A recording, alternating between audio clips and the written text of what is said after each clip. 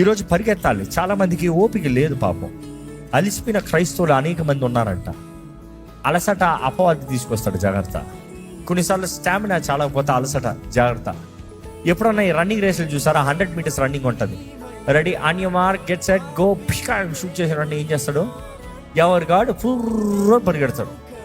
సుర్ర పరిగెత్తిన వెంటనే ఆ next zone దిగిన వెంటనే ఏం చేస్తాడు చెప్పండి? ఆయాస.